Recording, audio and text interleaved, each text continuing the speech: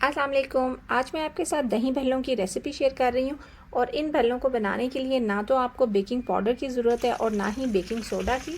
आप baking powder और baking soda के बगैर भी घर पे बहुत ही ज़बरदस्त किस्म के दही भल्ले बना के तैयार कर सकते हैं, जो कि बहुत ही ज़्यादा स्पॉन्जी और बहुत ही ज़्यादा सॉफ्ट बन के तैयार होते हैं। तो चलें जी, रेसिपी को करते हैं स्टार्ट। इस रेसिपी को बनाने के लिए मैंने 1 कप माश की दाल ली थी, जिसको मैंने अच्छे तरीके से धो के 5 घंटे के लिए सोक कर दिया था। और ये देखें, सोक होने से पहले ये दाल इस तरह की है और सोक होने के बाद मैं आपको दिखाऊंगी कि ये कैसी हो जाती है।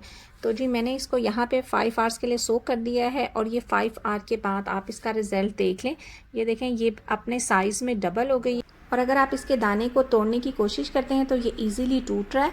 मैंने इसको 5 आवर्स के लिए सोक किया था। आप चाहें तो आप इसको ओवरनाइट के लिए भी सोक कर सकते हैं। उसके बाद मैंने इसका पानी रिमूव कर दिया और इसको एक ब्लेंडर जग में डाल दिया और यहाँ मैं इसमें पानी ऐड कर रही हूँ। मैंने इसमें जस्ट 3 टेबलस्पून पानी ऐड किया था, क्योंकि ये दाल जो है ये काफ़ी अच्छी सोक हुई हुई है, तो इसके लिए ज़्यादा पानी डालने की इसमें ज़रूरत नहीं है। बस 3 टेबलस्पून पानी से ही ये बहुत अच्छी सी जो है ग्राइंड हो जाएगी। और यहाँ आप देखेंगे दाल जो है बहुत अच्छी सी ग्राइंड हो रही है। जब इसका इस तरह का पेस्ट बन जाए तो आपने जो है दाल को ब्लेंडर जग से निकाल लेना है और किसी बाउल में ट्रांसफ़र कर लेना है। और मैं आपको दिखाती हूँ कि इसकी किस तरह की कंसिस्टेंसी होगी। ये देखें, इसकी जो कंसिस्टेंसी है वो इस तरह की है, जैसे बारीक वाली सूजी होती है, ये बिल्कुल वैसी नज़र आ रही है। बस आपको इतना ही इसको पीसना है। उसके बाद आपने इसको एक डायरेक्शन में इतनी देर तक फेंटना है कि जो ये माश की दाल है इसका जो कलर है वो बहुत ज़्यादा वाइट हो जाए और जो दाल है वो काफ़ी फ्लफ़ी सी फील हो। मुझे इसको फेंटते हुए 8 मिनट हो गए हैं और आप देखें कि इसका जो कलर है वो काफ़ी वाइट हो गया है और जो ये अपने साइज़ में भी डबल हो गई है। बस इस स्टेज पे हमने इसमें ऐड कर देने हैं कुछ स्पाइसेस, जिसमें मैं ऐड कर रही हूँ 1 टीस्पून सॉल्ट और 1 टीस्पून मैं इसमें डाल रही हूँ रेड चिली पाउडर और साथ में ऐड कर दिया है मैंने इसमें हाफ़ टी-स्पून ज़ीरा पाउडर।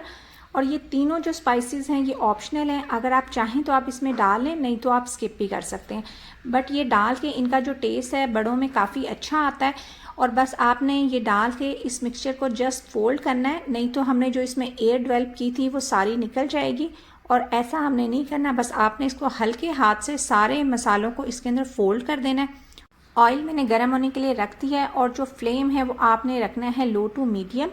और लो टू मीडियम पे हमने बनाने हैं भल्ले। बस आपने इस तरीके से मिक्सचर को उठाना है, हाथ में लेना है और आपने ऑयल में डाल देना है। और ये जो भल्ले हैं ये अपनी शेप खुद ब खुद ले लेंगे। बस आपने इसी तरीके से सारे जो भल्ले हैं वो ऑयल में डालते जाना है, लेकिन आपने फ्लेम जो है वो आपने लो टू मीडियम रखना है। आपने इन भल्लों को आपने हाई फ्लेम पे बिल्कुल भी नहीं पकाना। अगर आप इनको हाई फ्लेम पे पकाएंगे तो जो ये भल्ले हैं इन पे जल्दी से डार्क कलर आ जाएगा, लेकिन ये अंदर से कच्चे रह जाएंगे, जिनकी वजह से ये दही को अपने अंदर सोख नहीं करेंगे। आपने 3 मिनट तक तो इनको बिल्कुल भी टच नहीं करना और 3 मिनट के बाद आपने इनकी कर देनी है साइड चेंज। जिस तरीके से मैं साइड चेंज कर रही हूँ आपने इसी तरीके से सारे भल्लों की साइड चेंज कर देनी है और दूसरी तरफ से भी इसको पका लेना है। और जब आपको लगे कि दोनों तरफ से भल्ले अच्छे तरीके से पक गए हैं तो आपने इनको निकाल लेना है।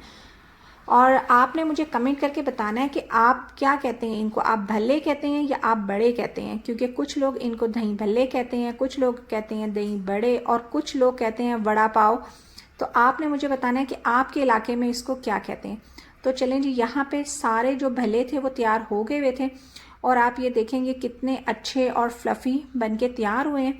तो जब ये ठंडे हो गए तो मैं इसे पानी में ऐड कर रही हूँ। पानी में सोख करके आपने इनको रख देना है। मैं इसे 10 मिनट के लिए पानी में मैंने इनको डिप कर दिया है और इतनी देर में हम बना लेते हैं दही। और जो ये दही है मैंने ली है डब्बे वाली और ये काफ़ी थिक दही है। आपने भी इसी तरह की दही लेनी है और अगर आपके पास ऐसी थिक दही ना हो तो आप दही को सिंपली हैंग कर लें और उसका जब सारा पानी निकल जाए तो वो आप इसको यूज़ कर लें। तो यहाँ पे मैं दही को अच्छे तरीके से फेंट रही हूँ और जब ये दही लम्स फ्री हो जाए तो हम इसमें ऐड कर देंगे हाफ़ टी-स्पून सॉल्ट और 1 टेबलस्पून मैंने इसमें पिसी हुई चीनी ऐड कर दी है और इन दोनों चीज़ों को इसमें अच्छे तरीके से मिक्स कर लिया है। और ये दही भल्लों की जो दही है वो रेडी हो गई है। और इतनी देर में हमारे जो बड़े हैं वो भी काफ़ी जो हैं उन्होंने पानी जो है अपने अंदर सोख कर लिया है। आपने इस तरीके से दोनों हाथों की हथेलियों में रखना है, بھلے کو اور پریس کرنا ہے اور پانی نکال دینا ہے اور بھلے کو آپ نے سیٹ کر دینا ہے ڈش میں، ٹرے میں، جس میں بھی آپ رکھنا چاہتے ہیں۔ اس طریقے سے آپ نے سارے بھلوں کو سیٹ کر لینا ہے اپنی ڈش میں، اور اوپر سے آپ نے ڈال دینا ہے دہی۔ میں نے 500 گرام دہی لیا تھا، آپ اپنی ریکوائرمنٹ کے مطابق کم یا زیادہ دہی لے سکتے ہیں۔ دہی ڈالنے کے بعد آپ سارے بھلوں کو اس سے کور کر دیں، اور اس کے بعد ہم اس پہ ایڈ کریں گے کچھ اسپائسز، جس میں سب سے پہلے ڈال رہی ہوں چاٹ مسالہ۔ آپ چاٹ مسالہ یا پھر دہی بڑے مسالہ جو بھی آپ کے پاس اویلیبل ہو آپ وہ ڈال سکتے ہیں۔ ساتھ میں اس میں ڈال رہی ہوں تھوڑا سا پیپریکا پاؤڈر، اس سے جو بھلوں کی لک ہے وہ بھی بہت اچھی آ جاتی ہے اور یہ ٹیسٹ میں بھی کافی اچھے ہو جاتے ہیں۔ ساتھ میں نے اس پہ ڈال دی ہے گرین چٹنی، اور گرین چٹنی کے ساتھ میں اس میں ایڈ کر رہی ہوں املی کی چٹنی۔ یہ املی کی کھٹی میٹھی چٹنی ہے، اور یہ جو چٹنی ڈالنے سے جو دہی بڑے کا جو ٹیسٹ ہے وہ بہت ہی زیادہ اچھا ہو جاتا ہے۔ میں نے اپنے چینل پہ گرین چٹنی اور املی کی چٹنی دونوں سکھائی ہوئی بھی ہیں، آپ وہاں سے ان کی ریسیپیز بھی دیکھ سکتے ہیں۔ اور یہاں پہ میں آپ کو ایک جو بھلا ہے وہ ٹیسٹ کر کے دکھاتی ہوں۔ آپ یہ دیکھیں اس کا ٹیکسچر، یہ کتنا سافٹ ہے، یہ بھلے جو ہیں بالکل روئی کی طرح سافٹ بنے تھے، اور آپ اس کا ٹیکسچر دیکھیں اندر سے کتنا اچھا آیا ہے، بھلے اندر تک پکے ہوئے ہیں اور جو دہی ہے وہ بھلوں کے اندر تک چلا گیا ہے، اور یہ بہت ہی سافٹ اور اسپنچی ہیں۔ آپ اس عید پہ اس ریسیپی کو ضرور ٹرائی کریں۔ بس اس کے ساتھ ہی میں لوں گی آپ سے اجازت، ملوں گی کسی نیکسٹ ولاگ میں یا کسی نئی ریسیپی کے ساتھ۔ تب تک کے لیے اللہ حافظ۔